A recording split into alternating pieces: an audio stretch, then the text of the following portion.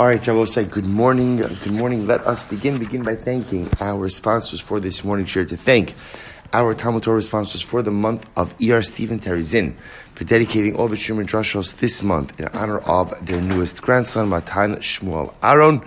We hope that in the merit of our Talmud Torah, he will grow to be an incredible Ben Torah at Neve Esem Shanim Tovos.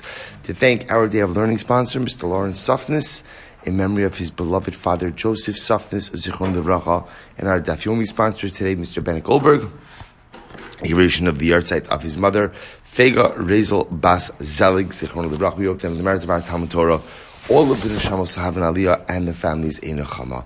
But with that, let us begin. Today's daf is Mem Zayin 47, and we are picking up on Mem Vav Amud Beis 46b.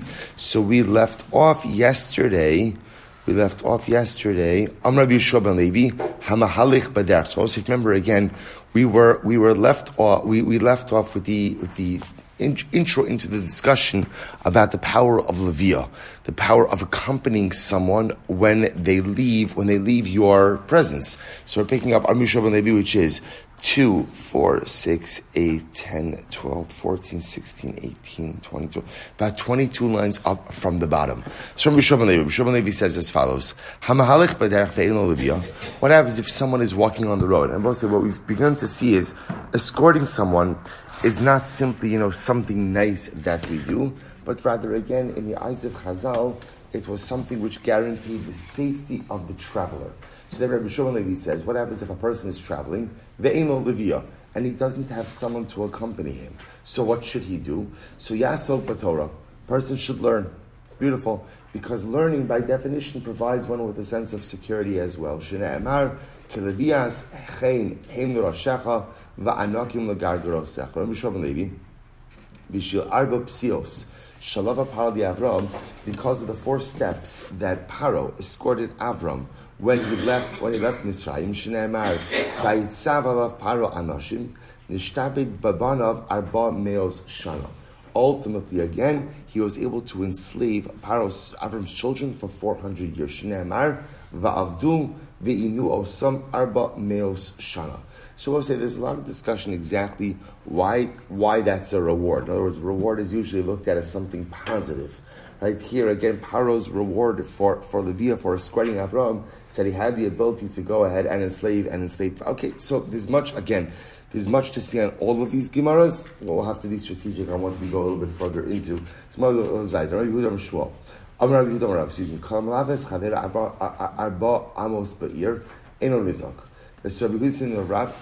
If you accompany your guest for at least 4 amos when they leave the city, Eino Nizik, such a person ultimately again is not harmed. That's referring ultimately to the traveler. In other words, escorting someone provides them with a sense of protection, and therefore again when they travel they won't be harmed. So the Gemara says, the Gemara tells a story. Ravina Elave l'Rav Bar Yitzchak. So Ravina accompanied Rav Bar Yitzchak Dalet Amos Be'ir for 4 amos. I will say 4 amos, by the way, is relatively short, right? 4 amos is 6 feet. So he accompanied him for a little bit. So ultimately, again, Rava encountered some danger, but he was saved. And the Gemara attributes his salvation to the fact that he was accompanied. Harav leTalmud adibura shalir. I was saying that here the Brisa gets a bit more specific with how far, what distance do you have to be malav? Do you have to escort someone? So a Rebbe for his Talmud ad ibura shalir, until the extension of the city. We saw this in our Erevin days. That remember again, there is an extension that is added on to every city of 70 2/3 amos. So ultimately, again, when this is talking about a Rebbe escorting his student, adi bura shalir, chaver lechaver, one Talmud Chacham for another Talmud Chacham, ad tchum Shabbos, 2,000 amos, tchum. So the Gemara says, Talmud l'Rav ein lo shir. A Talmud escorting his Rebbe, there is no shir. He has to be malavehim. The Gemara says the kama. So how much? Suppose it's interesting, right? So the Gemara says there's no shir, and then the Gemara asks, okay, but what's the shir? In other words, there has to be a shir for everything. There has to be a shir for everything. The kama. On Rav Sheshes ad parsa. 1 parsa. Suppose say a parsa is 8,000 amos. 8,000 amos. And that's only true for a Rebbe that's not a person's Rebbe Mufak, your primary Rebbe. Aval Rabba Mufak, but for your primary Rebbe, Shlosha Parsos, 3 parsos, we'll say, which is an incredible amount of, an incredible distance. Rav Kahana, 11 Rav Bar Ashi, Mipum Nara, Ad Beit Sinisa. Rav Kahana escorted Rav Bar Ashi from Pum Nara until Beit Sinisa. This was a place. So Beit Sinisa de Bavel. Kimatu Lahasam, when they came to Beit Sinisa, and I will say, Rashi points out over here, Beit Sinisa, Rashi says, Makom hu ubod dekalim harbe k'motzine har barzel. Beit Sinisa was a place of a large collection of palm trees. Palm trees. So he's going to this place. What happened? When they came to Beit Sinisa, Amarle, Vadei da'amrisu hanit sinisi de Bavel, Mishneh Adam Harishon Isnu. People say that these palm trees in Babel, in this place in Babel, are from the days of Adam Harishon. Incredible. So the Gemara says, Amarle at Kartan Milsa, you reminded me of something. The Amrav Yossi Rabbi Chanina.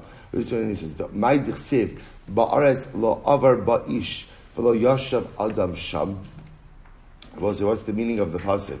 What's the meaning of the pasuk in Yirmiyahu, where the pasuk says? Sorry, I just lost the place. Where it says, "Ba'aretz lo avar ba'ish," the land that no one ever passed through and no one ever settled there. So obviously, if no one ever passed through, how would they settle? Any land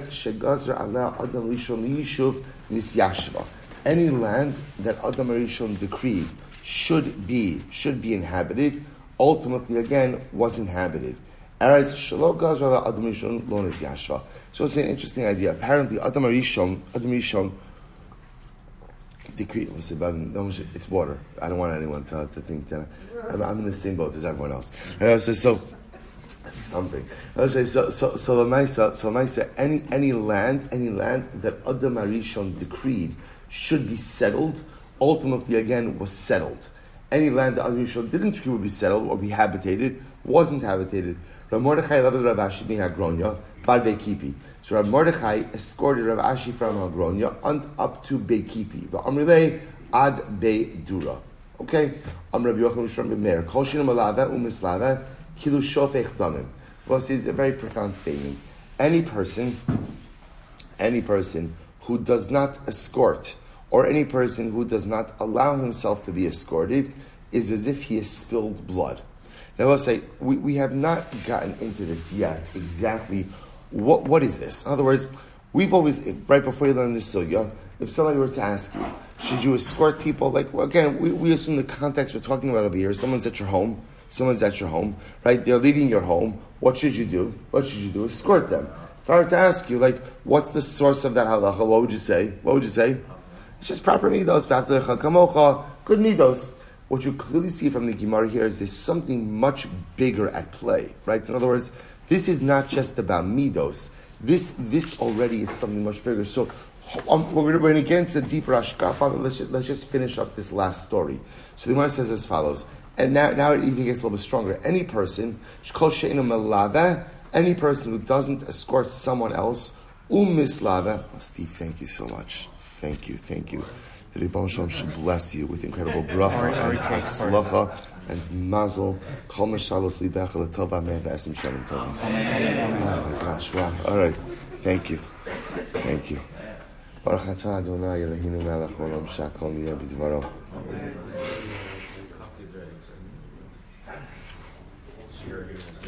Okay, good. So we'll say here's the story.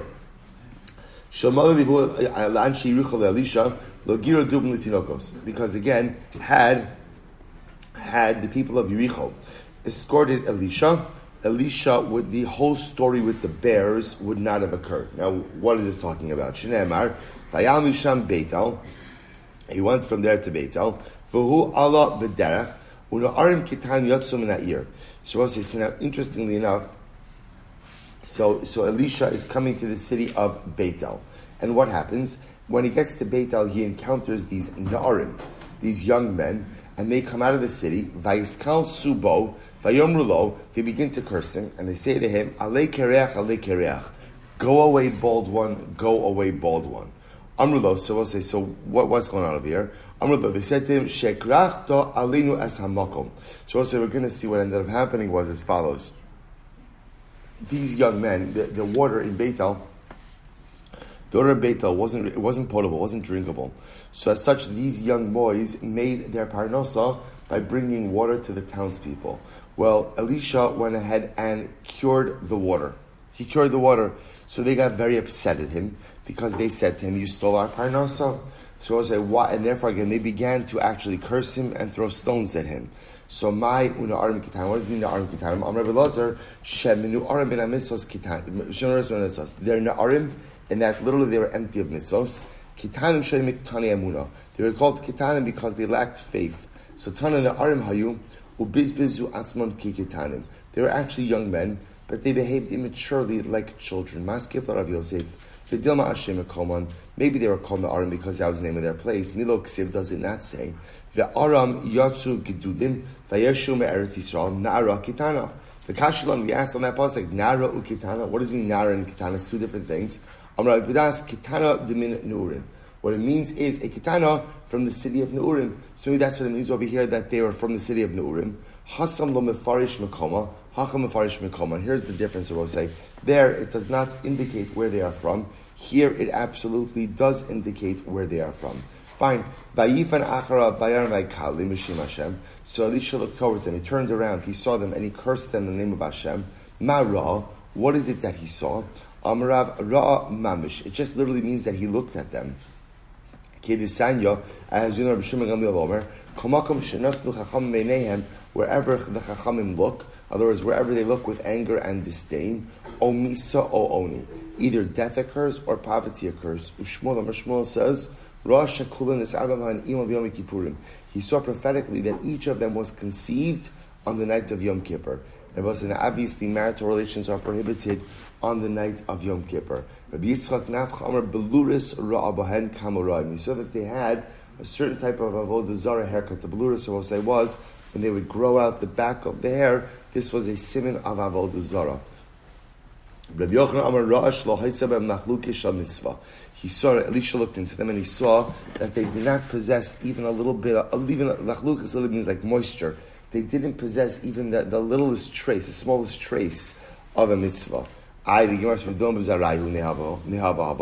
again they would have descendants, ultimately again, who would be righteous. Not in them, not in their future generation, not in their offspring, for all future generations. So I will say, so what ends up, so now we know the story, right? Elisha comes to the city, he cures the waters. Ultimately, again, these young men who were void of any spirituality, void of any mitzvos, begin to taunt him, begin to curse him. He goes ahead and he looks at them, and death and destruction follows. Let's finish the story. So ultimately, again, two bears came out of the forest and killed 42 of these children. 42, and I remember, it calls them Yeladim, children. They were in fact young men who were acting in an immature fashion like children. So bears come out of the forest, kill 42 of them. I'll say top of Mem Zayin. Rabbi Shmuel, Chad Amar Nes, one said this was a miracle. The Chad Amar Nes Besoch Nes. The other one said it was a miracle in a miracle. Man Damar Nes, one who says it was a miracle. Ya'ar Hava, there was a forest there already. Dubim Lo Havu, but there were no bears in the forest. Therefore, the miracle is that the bears came.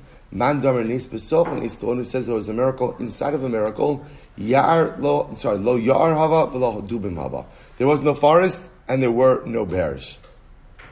So ultimately, again, I don't say, why can't you just say there were bears and there wasn't a forest? Why would you have to say the bears part of the miracle?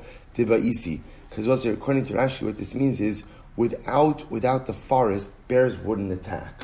Apparently, again, the only way bears attack is if they have the ability to run back and hide in the forest. Okay.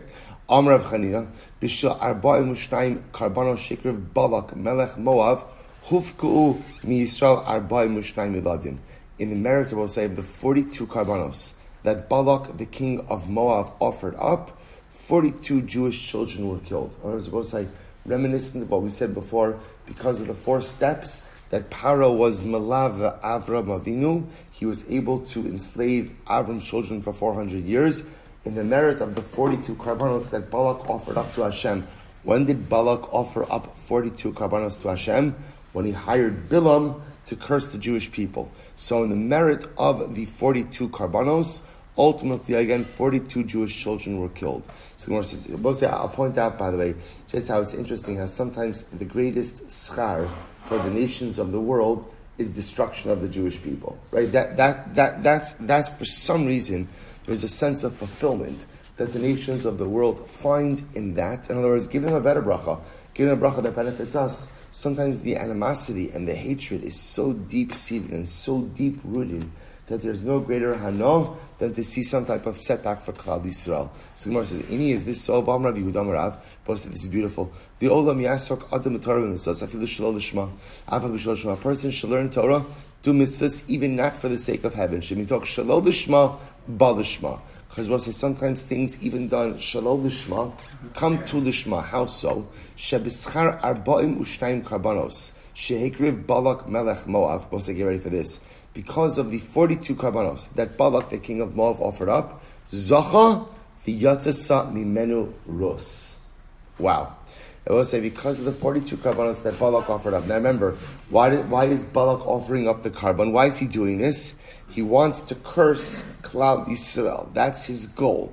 So certainly we would call that Shalol Lishma.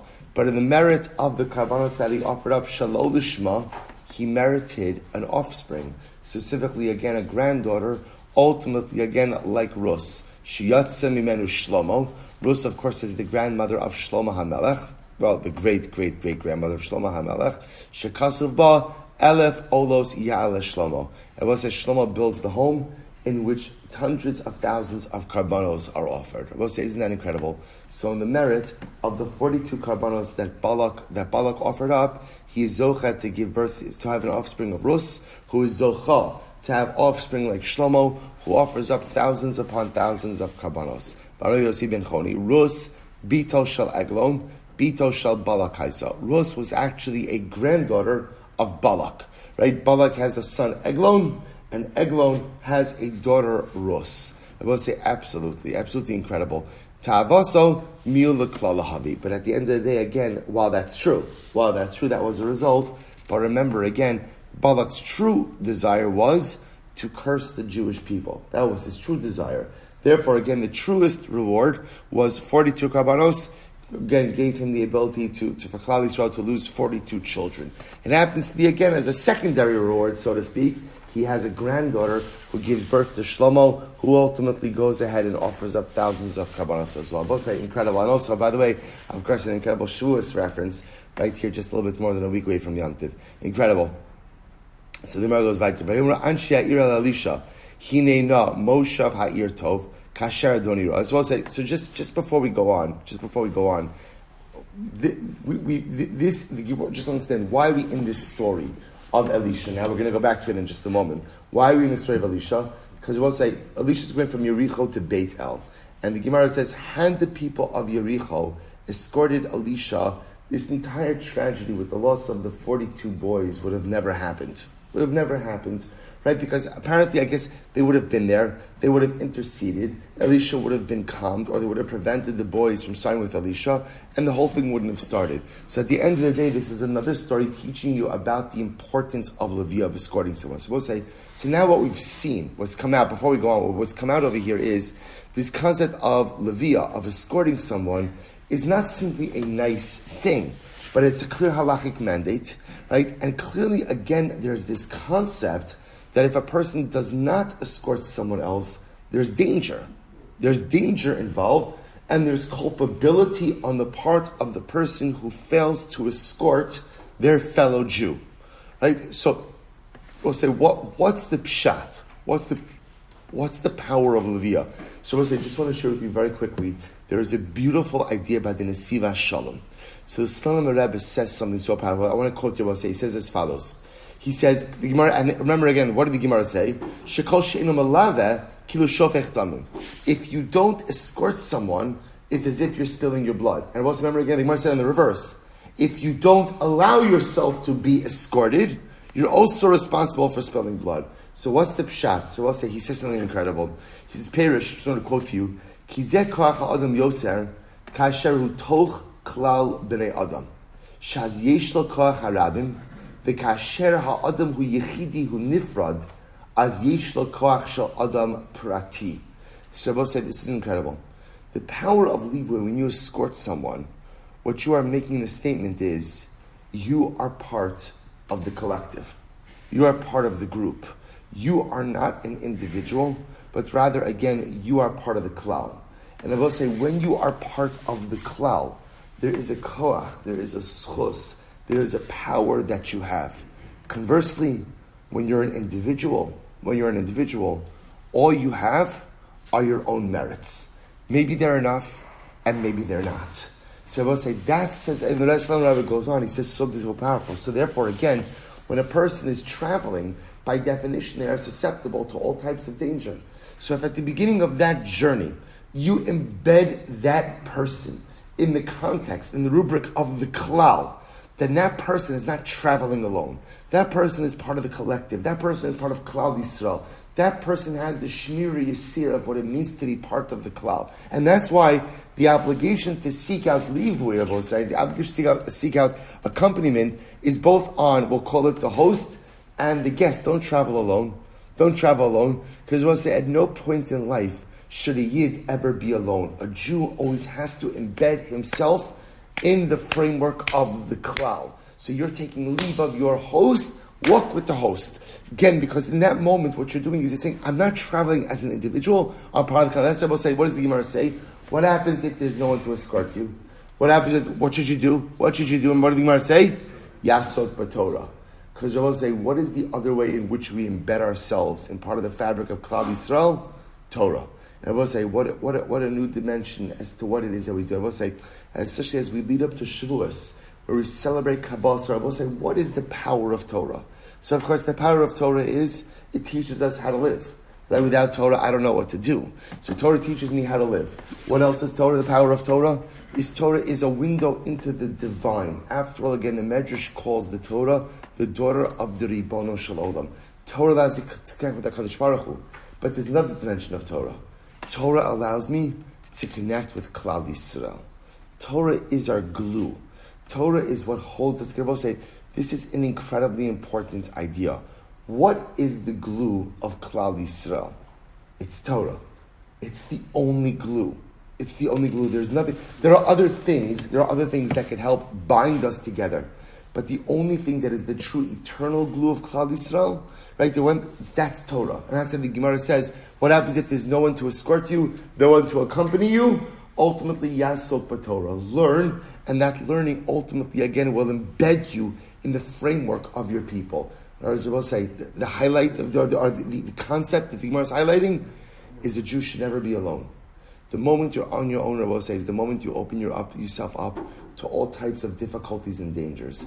Embed yourself in the klal, part of something bigger than yourself, and you could tap into the collective merit of your people. Incredible. Let's finish the story. So the Gemara goes back to the Gemara says, "Vayomru anshe ha'ir Elisha, hinei Moshe va'ir tov, kasher Adonai ro'eh." So it's actually a very interesting pasuk.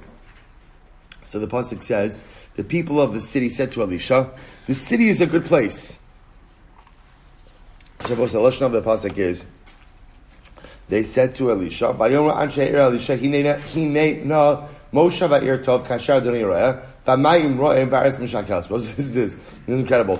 The people say to Elisha, this place, right? This place is a great place to live, even though you can't drink the water and nothing grows in the land, right? But otherwise, this is a fantastic place to live. So the Gemara says, "V'chini acher d'mayim ro'eh v'aretz mishakelas." I understand. If you can't drink the water and you can't grow anything in the land, elamat tovasa. What's good about the city? So the Gemara says, Amr Rabbi Chanin, bro, this is incredible. Amr Rabbi Chanin, chen makom al yoshvav. Rabbi say, people find favor in the place where they live, even though what? Even though it's not ideal. Right? There's a certain chen, I remember, so a couple of years ago, my wife and I had the great chos really to visit the community in South Africa, in Johannesburg, South Africa. And an incredible community, beautiful community. They happen to have very high crime there. So people really, like, houses are built behind walls. So I was there with my wife, I said, I could really see myself, like, living in a community like this. It's so beautiful, and it's such an achdus, and it's so incredible. I said, yeah, but there's so much crime. They live behind walls. I'm like, so much crime. We live in Baltimore. Right? We live in Baltimore, right? So we have cameras and alarm systems. Okay, so they have walls.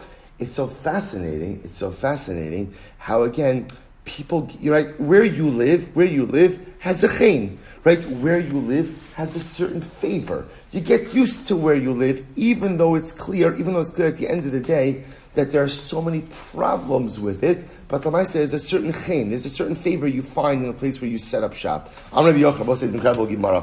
Shlosha chinosein. There are three things for which the individual finds chen that others may not find chen. So chen makam yoshvav. There's a certain chen, there's a certain favor where you live, right? Literally, again, so the city in which people live finds favor in their eyes. Chen isha al baila. What's incredible? A husband may find his wife attractive, even though others may not. In other words, a woman may not be objectively beautiful, but ultimately, again, a husband, right? She finds favor in her husband's eyes. And chen mekach al mikcho. When you purchase something, there's a certain chen. Right, there's ultimately, again, a certain favor that item finds. As well say, so there's a concept brought down. I saw it through places. The Ben Yoyod and Marsha both say the same thing. I will say, what's the common denominator over here? That without this chen, people would never be happy with anything in life. I will say, think about this. So this is the place where you live, the person you're married to, and the things you possess. There's a certain siyat HaKadosh Baruch Hu allows us to find happiness where we live, even if at the end of the day, it's not such a great place. HaKadosh Baruch Hu allows us to find chen in the person we're married to. And by the way, the Gemara phrases this as a man to a woman, but it's for a woman to a man as well. HaKadosh Baruch Hu allows us to find a certain chen in the person we're married to, even if the person may not be objectively handsome or beautiful. And HaKadosh Baruch Hu allows us to, so why? Right? And first of all, allows us to find chen in the objects we possess. Because without this chen, I will say, we would never be happy. We would never be happy, right? We'd always lack a sense of contentment. With this chen, we're able to be content, find contentment with what we have in order to be able to build productive lives. It's such an incredible idea. Tana Abanan. I want to point out, there's so much more to say in each of these Gemaras, but okay. Tana Abanan. Shlosha chalon chala Elisha. Elisha became sick 3 times in his life. Echad shegira dub matinokos. One time I will say because he was held accountable because of the bear episode. I will say this is the bear episode. The bears killed 42 boys. So Elisha was held accountable for that. One because he pushed away Gehazi with 2 hands. We're going to talk about that. Gehazi was his attendant. So we'll say we're going to like his shamus, his student. So we'll talk about that in just a moment. And then the third illness was the illness he died from. So he says Elisha died because of the illness. Good. So let's listen to this. So we'll say 3 times he became sick. Twice.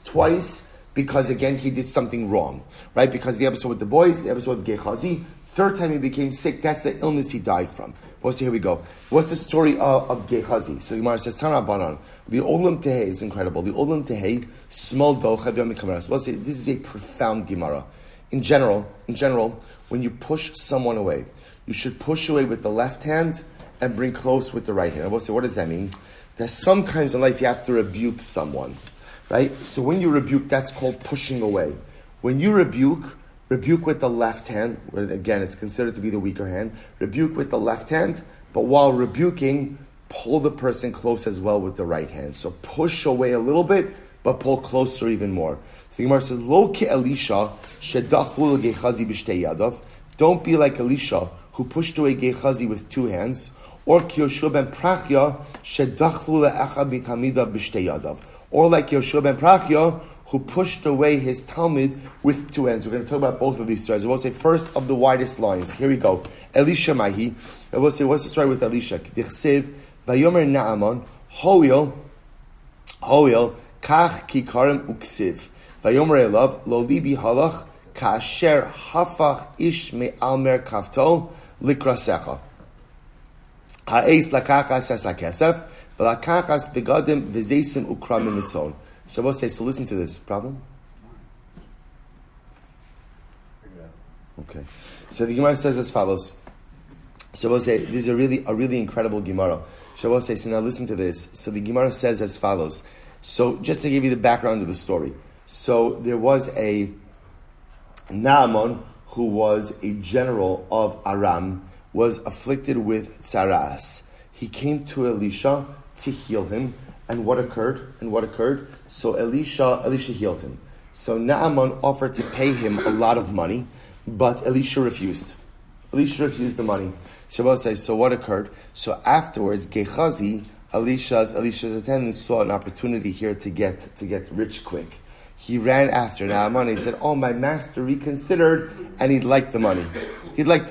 See, he didn't ask for a lot, right? But Naaman ends up giving him a lot. He gives him 2 kikarim of silver. Uksiva yomrei love. So we'll say, so afterwards, so Gehazi thinks that he's going to hide this from Elisha. Of course, you can't hide anything from Elisha. So we'll say, second, why live? Lo libi halach asher hafach ishmael merkavto lekrascha ha'eis lakachas ha'sekesva lakachas begadim v'zeisim ukramim v'tzonu bakar v'vadim u'shvachos. So we'll say, so Elisha confronts Gehazi, and he says, do you not think, essentially, don't you know that I know what happened? That you took money, you took clothing, and olive trees, and vineyards, and sheep, and all this stuff. So first of all, the Gemara says, first of all, Gehazi didn't take all that. We'll say Gehazi took some silver and some clothing. That was it. So the Gemara says, Kasef u'begadim hu d'shakol. He took silver and clothing. Amr Yitzchak ba'osa shah haya Elisha osik b'shmona shratzim. We'll say this is incredible. In that moment, Elisha was learning the sugi of shmona shratzim. Amr lo Rasha higia eis lito schar shmona shratzim v'tzara'as na'aman tidbak becha u'bezarecha li'olam.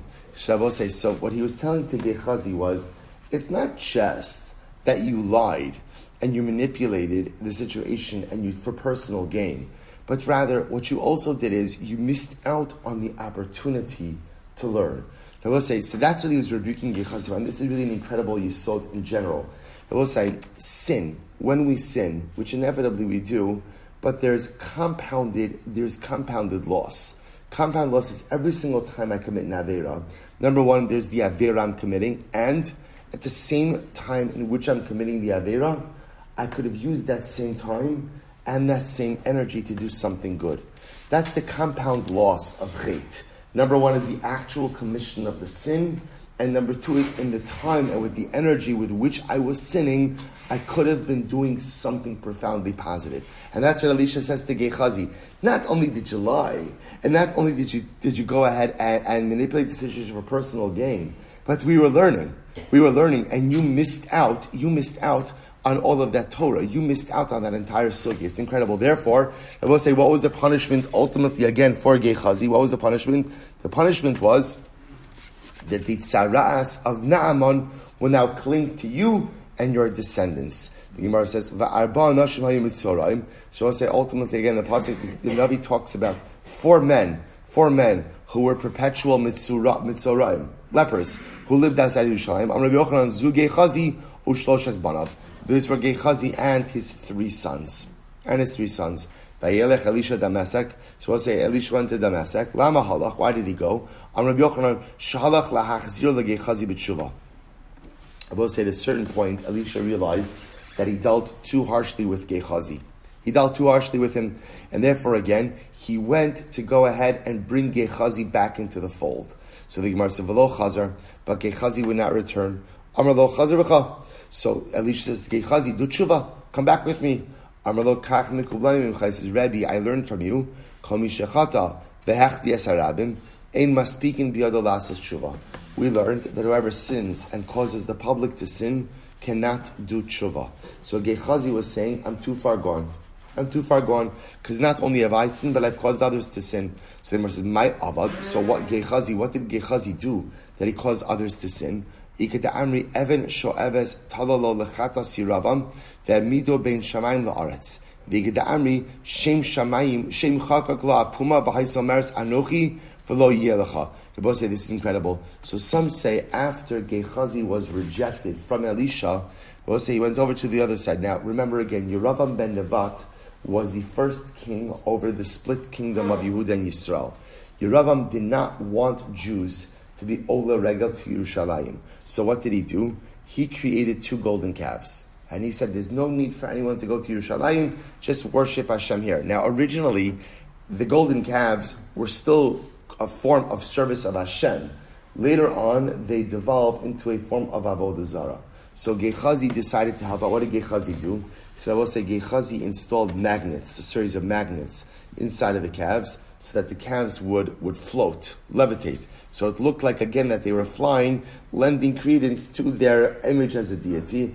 Others say Gehazi put the name of Hashem inside the mouth of the calves, and the calves began to speak. Either way, he participated in the creation of communal Avodah Zarah. So he said, Rebbe, I sinned and I caused the public to sin. Ultimately, again, there is no return for me. Others say, Rabbanan hava dacha mikamei d'chsev, v'yor b'nei hanavim Elisha, hine ne'amakom asher nachnu yoshim sham lefanecha, tsar mimenu, michlal da'ada idna lo hava dachik. So Rabbi say, others say that in general, Gehazi had prevented Talmidim from accessing Elisha. So because he had prevented Talmidim from accessing Elisha, that's Chotei Umachtin Esram. So both say, this is an incredible story. So you see over here that what ended up happening. So Elisha pushed away Gehazi. Now to be clear, did Gehazi do something wrong? Absolutely. But the response of Elisha was so strong that even when Elisha goes back and tries to go ahead and bring Gehazi back into the fold, what happens? It's too late. It's too late. And also you see from here the power of rejection. When people feel rejected, they engage in all types of negative behaviors because they figure if I'm going to be a nothing anyway, so I might as well be a good nothing. And also I want to point out, the Gemara holds Elisha responsible for rejecting Gehazi in such a strong way. That's how the Gemara says, sometimes you have to push someone away. Push away with the left, but simultaneously bring them close with the right. We'll say, what's the story of Shua ben Prachya? What's Shua ben Prachya Mahi? We'll say, listen to this. So we'll say, we know the story of Yanai, King Yanai. Ultimately, it was one of the Hashmonai kings. So King Yanai was killing off rabbis. Right? In other words, I will say, so there were kings like Herod did the same thing, right? So King Yanai put out, he didn't like certain rulings of the rabbis. So therefore, again, he was killing out some of the rabbanim. So Shimon ben Shetach at Menil Achse. So we'll say Shimon ben Shetach was hidden by his sister. His sister happened to be the wife of King Yanai. Okay, so he was the king's brother-in-law. So Shimon ben Shetach was hidden by his sister. Yoshua ben Prachya azal arik la'Alexandria shamatzrayim. Rabbi Shmuel ben Prachya went and hid in Alexandria. So we'll say, so what happened? So the Gemara says, Shamatzrayim. So, I'm sorry. Arak Alexandria, Shamatzrayim. Kiava Shalma, when things calm down, Shalach le Shimon ben Shetach. So we'll say, Shimon ben Shetach sent Rabbi Shmuel ben Prachya the following coded message. Mini Yerushalayim, Ir HaKodesh, from Yerushalayim, the holy city, Lecha Alexandria Shamatzrayim. I send the message from Yerushalayim, the holy city to Alexandria of Egypt. Achosi Bali Shari B'Sochech. Literally again, my sister, my husband, dwells within you. V'ani Yosheves Shomema. And I sit here desolate. Now I will say, essentially the message was from Shimon ben Shetach to Rabbi Yoshua ben Prachya, the city of Yerushalayim is desolate without you, i.e. come back home. It was a message that the coast is clear, you could come home. So the Gemara says, Shema Mina, Havadei Shama. So Yoshua ben Prachya understood the message. He said, there's now peace in Yerushalayim, let me return back. So we'll say, here's the story. Okay, so just to frame everything, we'll say, I just want to point out to you, we're going to see very interesting. This story, historically, was not included in many editions of the Shas. Was not included. You're going to see why in just a moment. So we'll say, so now just to understand, so Yoshua ben Prachya now is on the way back to Yerushalayim from Alexandria of Egypt. Now, B'Pashtus, Yoshua ben Prachya, he's one of the Gedolei Adar. He's traveling with an entourage. Ki asa ikla lahu shpiza. So on his way, he stops off at a particular inn. Kam kama b'yikra, shapir avdila yikra tuva. So the innkeeper, right? The innkeeper, they treated him with incredible kavod, right? They gave food, incredible display of honor. So Yosef v'kam mishtabach, kama no achsan yazu. And Rabbi Shmuel ben Prachia says, see how wonderful this inn is.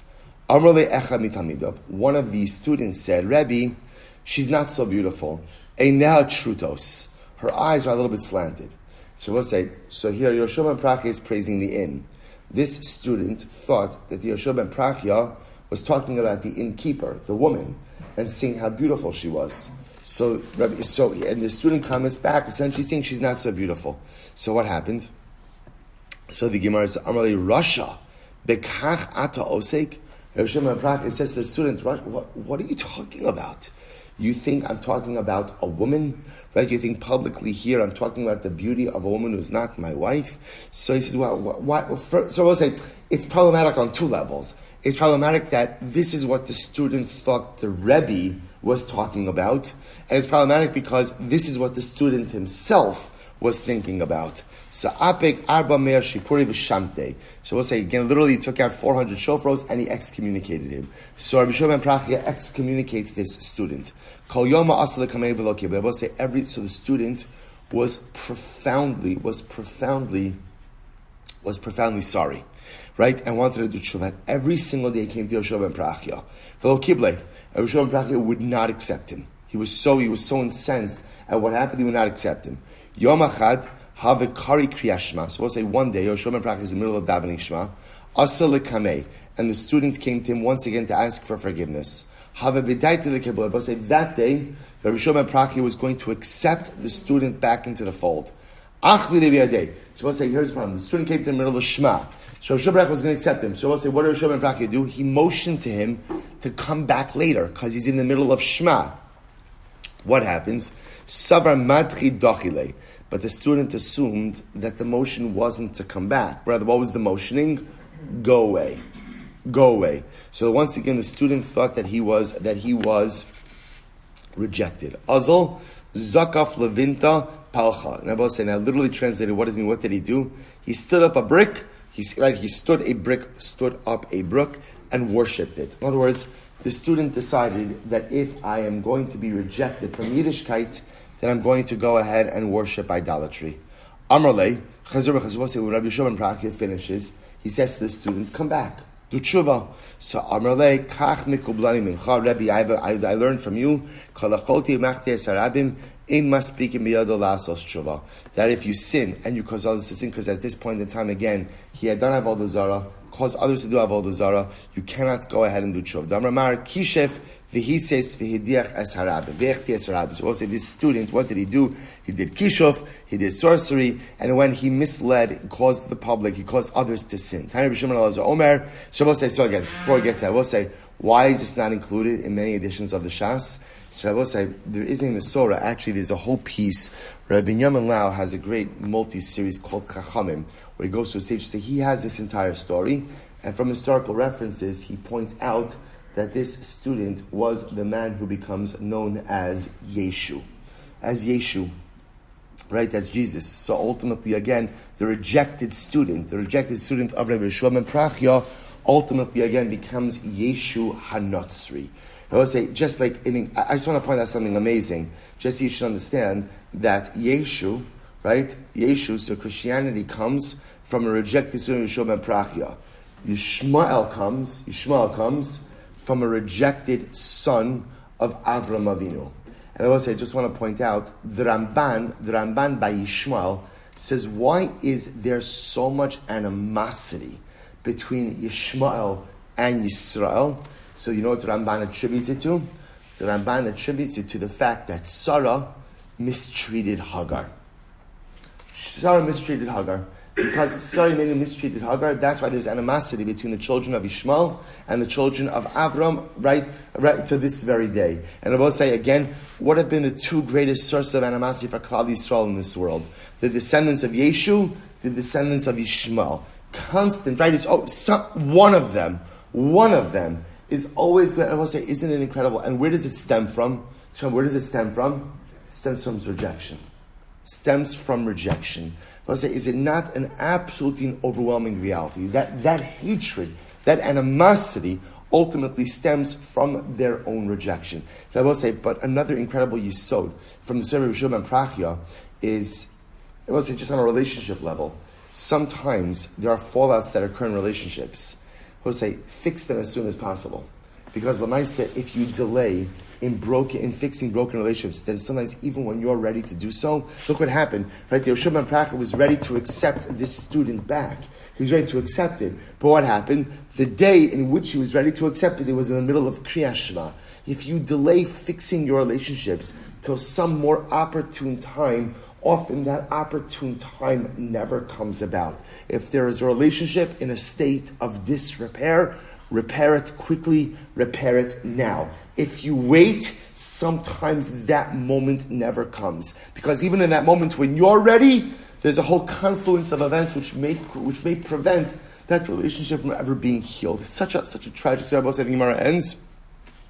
Rabbi Shmuel Omer, Yetzer, Tinok, V'isha.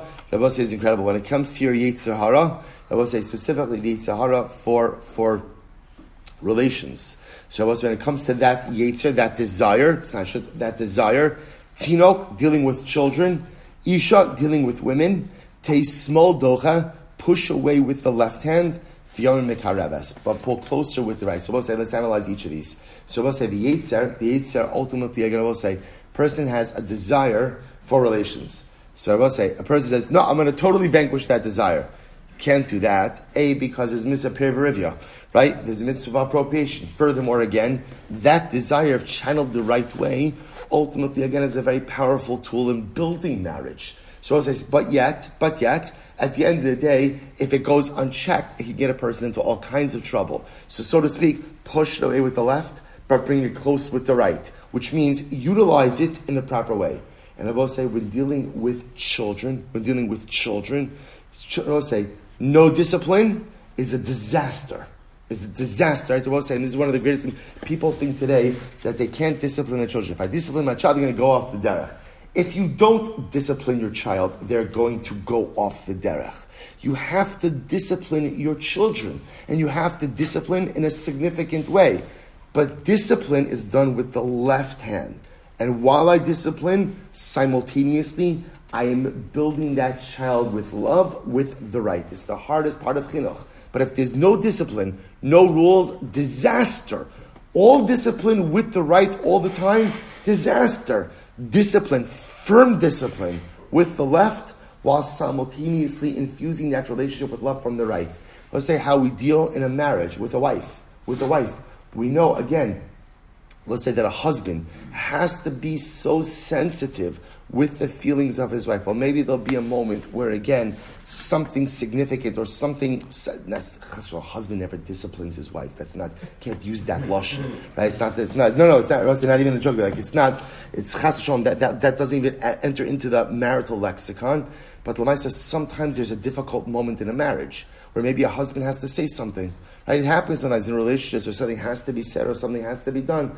Even in a marriage where there's a difficult moment, it always has to be done. The difficulty is done with the left, but the overwhelming love always comes about with the right. How to manage our relationships, I will say, with our spouses, with our children, and again, how to manage our relationships with our wants and desires. Right? Sometimes the difficult parts have to be done with the left, but always a sense of love with the right. Incredible. We'll say Mishnah. Nimsa, back to Egla Rufa. Nimsa horeg ad shelo nerfa Egla. So we'll say, now again, what happens if they found the murderer? The murderer, we're talking about a person who got murdered and we don't know what happened to the murderer. So we'll say, so what happens if at the end of the day, again, they find the murderer before the Egla was decapitated? So what's the halacha? Okay, so if you find the murderer before we decapitated the calf, so what do you do with the calf? Set it out to pasture. In other words, leave it alone. It's chulin. Mishinerfa egla. What happens if you find the murderer after the calf was decapitated? It's carbon coma. Bury the calf where it is. Shal safek bas mitchila. Because remember again, the calf only came out of a whole safek. V'kipras feika v'helchala. Okay, mission accomplished. Nerfa egla v'achach nimtzas horeg. So we'll say similarly again, we'll say what happens if they decapitated the calf, and afterwards again they find the murderer. So we'll say, so remember again, now you might have thought, well, the guy gets off. After all, again, they decapitated the calf. No, harei yaharig. Ultimately, again, the person is still sentenced, right? Even though we brought the paraduma, the egla rufa, at the end of the day, the murderer is still put on trial.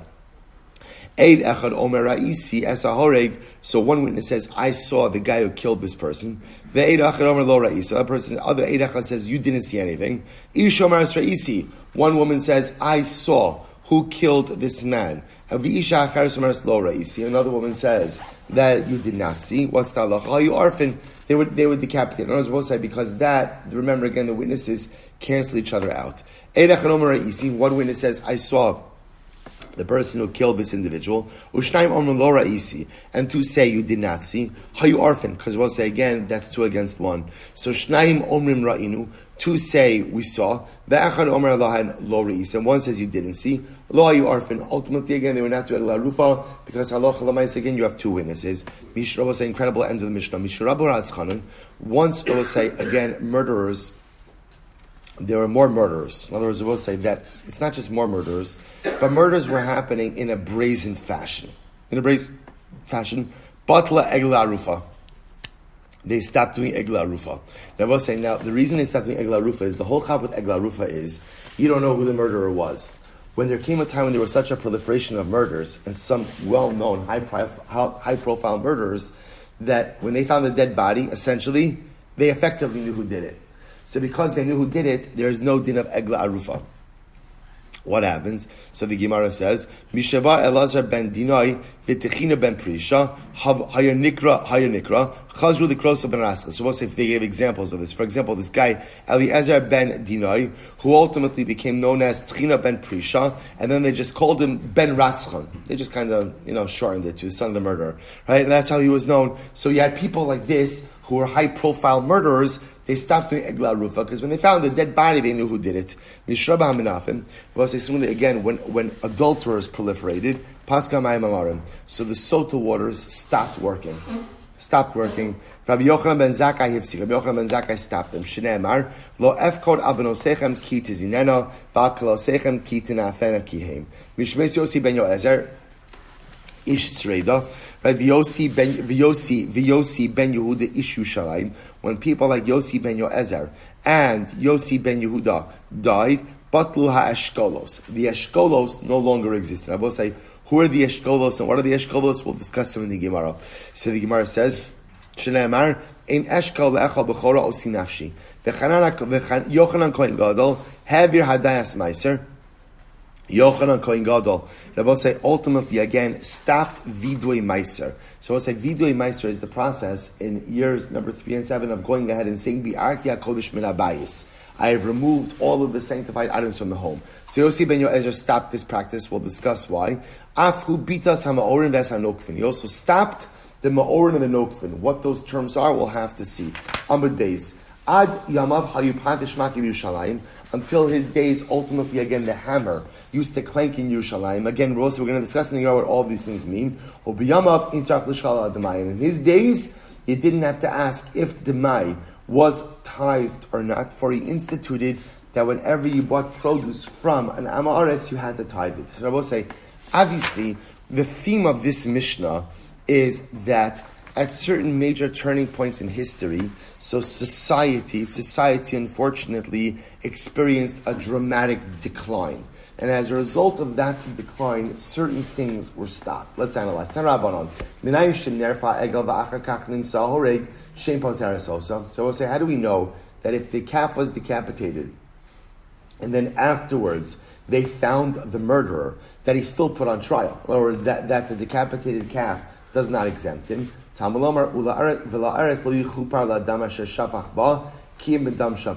say the pasuk explicitly says that the land is not atoned, right? The bloodshed is not atoned, unless, of course, again, the murderer is put to death. So we'll say, remember again, one witness claimed that he saw the murderer. So time with the machishleis. So we'll say the reason why we don't believe the one witness in Mishnah is why? Because there's another one witness who was what? Contradicting him. So it's 1 against 1. So the Gemara says, So the Gemara says, Halo machish le'ed echad behemen. Now, so what it sounds like from the Mishnah is, if you just had one eid echad, right, and that one eid echad says, I saw the guy who killed the deceased, then we would believe him. So we'll say, now by the way, believe him what? Believe him for what purposes? Not believe him to execute anyone, but believe him to do what? To do what? To essentially not do egla rufa. So So say, how do we know that even an eid echad is believed ultimately again to shut down the process of egla arufa? So the Tanra Abanon lo noda mihiko, because we'll say the pasuk says by egla arufa we do not know who killed the individual. What do you see? What can you infer from here? Hanoda mihiko afilu echad b'safa olam lahayu arfin. If we would know who killed the individual, we would not do egla arufa. So both say it's incredible. Now again, obviously you're not going to execute someone based on the testimony of Eid Echad, but an Eid Echad could absolutely prevent the process from Egla Rufa from moving forward. How do you know that if the Sanhedrin saw, let's say you have a situation where the Sanhedrin saw one person kill another person, but they don't know the identity of the murderer. In other words, they saw the person, they saw, right, A murder B, but they don't know the identity of A. Still, they would not do Egla Rufa. Talmud Lomar ve'einenu lo ra'u. Because they say that what? Our eyes did not see. Bahalo ra'u. But in this case, they did see. Hashta da'amrit eid echad mehemen. So I'll say, now that we say that Eid Echad is believed to ultimately again shut down the Egla Rufa process. So the Gemara says, Idi chad heichi machishlei. So we'll say, once an Eid Echad is believed, so we'll say, so that means once an Eid Echad is believed, or let me say it differently, wherever you believe in Eid Echad, he is vested with the power of what? Two Eidim. So I'll say, if that's the case that we are going to believe in Eid Echad, then what? How could a second Eid Echad actually contradict him? After all, Kamakom Shemina Torah Eid Echad, wherever the Torah goes ahead and believes one witness, Hare Kan Shnayim, he has the effectiveness of two witnesses, Vein Dvarav Shel Echad B'makom Shnayim, and ultimately, again, the words of one have no impact in the face of two. So in other words, we'll say, it's actually very interesting. So essentially, the way we're looking at it like this. If you believe in Eid Echad, then what? When the Eid Echad shows up and says, I saw Reuven kill Shimon. So we'll say, so then that Eid Echad is believed like what? Two witnesses. If that's the case, when another Eid shows up and says, no, you didn't see that, whatever, you were with me, we shouldn't believe the second one, because the first one already has the credibility of two. To which the Gemara says, Amar Lacha Ula, Tani Lo Hayu Arfin. Einachinam, you're right. And therefore, again, change the Mishnah to say that if an Eid Echad testifies that I saw who killed this guy, we would not do Egla Rufa. V'china Rabbi Yitzchak, Tani Lo Hayu Arfin. Rabbi Chia Amar, no, Tani Hayu Arfin. No, they would do the calf. Or Rabbi Chia Kasha Duula. I'm sorry, Rabbi Chia Kasha, Duula Kasha. Kam B'Basachos, Kam B'Zeh Achar Zeh. And we'll say, maybe, again, the case is like this. Einachinami, when you have an Eid Echad that shows up, we believe him like two witnesses. And therefore, if another Eid Echad goes in and shows up later on, we don't accept the testimony of the second Eid Echad. But if they show up simultaneously, then what? Then ultimately, again, they will go ahead and cancel each other out. Tanan, Eid Echad Amar Isi Saharag, Ushnaim Amar Lo Ra'isa. If an Eid Echad said, I saw the guy who murdered, and two witnesses say you did not see it, Hayu Arfin, they would go ahead and indeed do the Egla Rufa. Ha Chad V'Chad Hayu Arfin. Ultimately, again, I will say, but if it was one against one, they wouldn't do the Arifa. Tiyufta D'Rabchia. Ultimately, again, I will say this refused the position of Rabbi Chia. So we have to stop over here for today. I will say, so again, we're picking a pickup in the Eid Echad. Again, much more beautiful. We're fine. We'll catch up. So we'll say, we'll stop over for today. Again, incredible. I will say, I just want to give you the disclaimer once again. We're not doing these sugyas justice. There's so much more depth and so much more profundity. We'll pick up a Meretz Hashem with the sugya of Eid Echad tomorrow. Say, Shkoyach.